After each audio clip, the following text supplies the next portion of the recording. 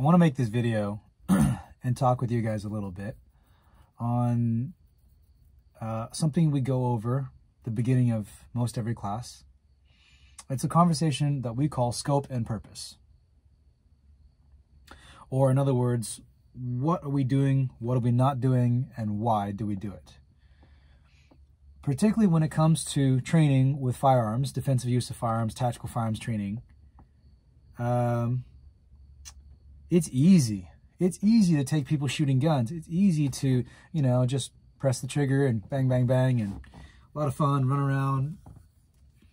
But why do we do it? What's the point of it? What's the purpose of it? Today, we had a private class, 12 guys who work at Apple. Yeah, the one that makes this new phone. I just got this phone yesterday, iPhone 11. I'm still learning how to use it. So how do these, 12 guys who, they don't work in armed law enforcement, they're not going to go to war necessarily, they're not born fighters. What's the point of them training using rifles, learning how to fight with a rifle? What's the purpose, right? And I want to always begin by just kind of taking stock of where we are. Right now, in our world, in our country, you turn the lights on and the lights come on. You go to cash a check at the bank or you deposit a check and it's worth money. The bank accepts your check. You go and you use paper money to buy gasoline at the store, you can buy gasoline. You go to the grocery store and there's food on the shelves. The dollar today is worth basically the same amount the dollar was worth yesterday. We go home, and most people, the vast majority of the people in our country, we don't need to worry about being robbed on the way home. We don't need to worry about being stopped by the police for extortion on the way home. We live in a time of tranquility and peace and harmony. I mean, let me turn you guys around. Look at that. Look at that. Listen to that out there.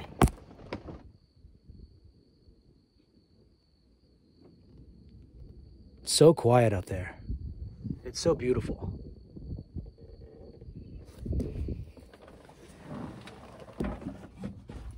We do this training not because we're violent people. And you, if you're interested in coming to class, or you do already come to class as one of our students, you don't come to training because you enjoy violence.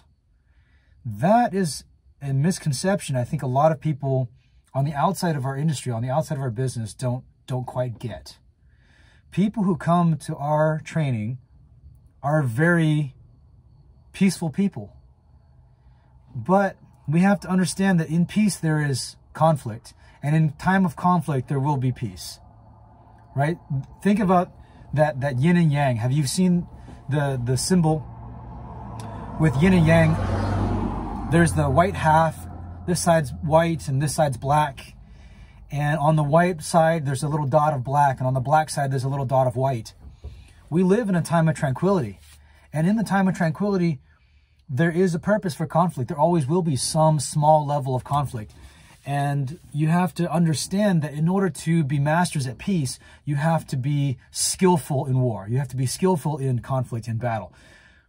Because if you aren't prepared to engage in conflict, then someone who is prepared to engage in conflict will bring it to you. Let's go back through history. If we look at China, 1930s, 1927, the Chinese Communist Party and the Chinese Nationalist Party started going at it. They had this big-ass purge, and they started to kill each other, and they had a lot of infighting, after the last dynasty fell in 1911. So between 1911 and 1937, China was just tearing itself apart from the inside, trying to figure things out. They're trying to figure out, should they adopt a European-style, monarchy? Should they go to should they try to resurrect the Qing dynasty or resurrect the Ming dynasty, the emperors? Should they go to American-style democracy? So people are trying to figure out, or should they go to the Russian-style communism, Marxism? So they're trying to I'm sorry, Leninism, right? They're trying to figure that out. And during this time, Japan, Imperial Japan, which was growing and industrializing and really taking advantage of modern technology of steam power and you know, mechanization and automobiles and airplanes and diesel-powered ships, and people, they're really changing how they did business and did international business, including war. And Japan, Imperial Japan at this time, saw a weakness that China was unwilling and unable to do battle. They were so busy figuring their own stuff out.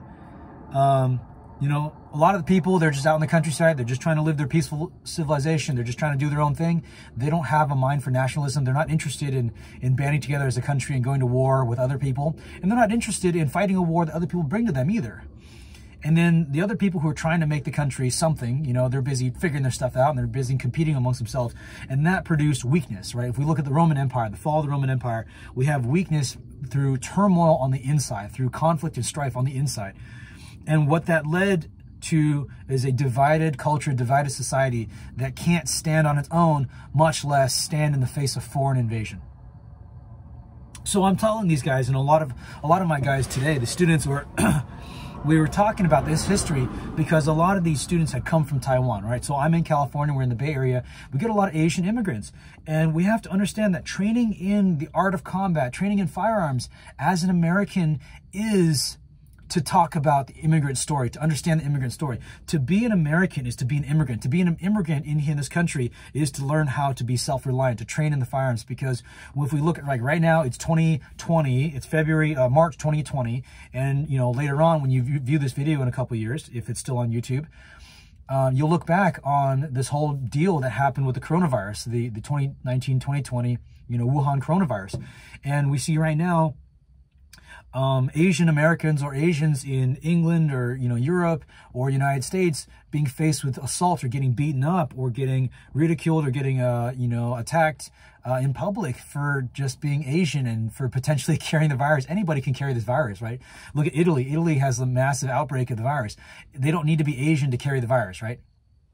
But yet, anytime we have, you know, an issue that comes up, particularly when we talk about immigrants in this country, right, we have to realize that immigrants, by the nature of leaving their home and going to a new place like the United States, have to be willing to stand up for themselves and band together. I digress, right? Why do we do this? We train, back on topic, we train because we understand that if we want to live in harmony, we want to live in peace, that doesn't come for free. And if you're not prepared to protect that, to defend that, if you're not prepared to make that happen, then you're prepared to let someone come and take it away from you. Peace and prosperity and tranquility didn't come for free, right? You spend your dollar today, it's worth $1 tomorrow. You turn on the lights today, you pay your power bill with, you know, a credit card or whatever, like, and the system is functioning. We don't have massive inflation. We don't have massive unemployment. We don't have internal conflict. We're not going to civil war. You can go cast ballots, and like, we can actually have a presidential primary election, and our candidates aren't getting assassinated.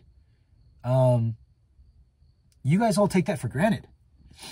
But we have a peaceful and prosperous society right now today in the United States because people in generations and generations past have worked hard to maintain stability and build a peaceful society, a stable society that is prosperous. And nowadays we've come full circle to the point where people don't even recognize how peaceful and stable and prosperous we are. We train in the martial aspects of firearms usage, gunfighting. We train in the defensive use of firearms. We train in the ability to use a rifle to protect the community from foreign and domestic enemies. The purpose of that is not because we're violent people, but because we are peace-loving people, and we understand that somebody has to be there to defend and protect and secure that peace and that prosperity for future generations.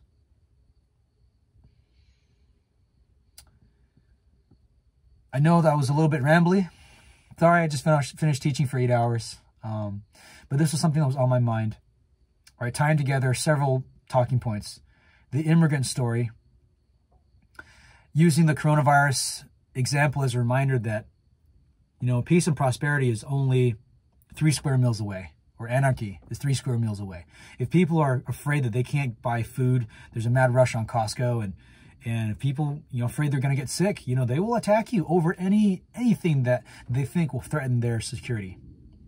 So don't be fooled that you live in a peaceful and prosperous society. That is something that we have to work to preserve. So why do we train? If you're nonviolent, you're peace-loving. We train because we are loving of peace, and we're willing to fight to defend that and to protect those who are innocent, and that which is right, and that which is just, and that which is innocent and pure, from those who are willing to be selfish and take. My name is Brian Wang.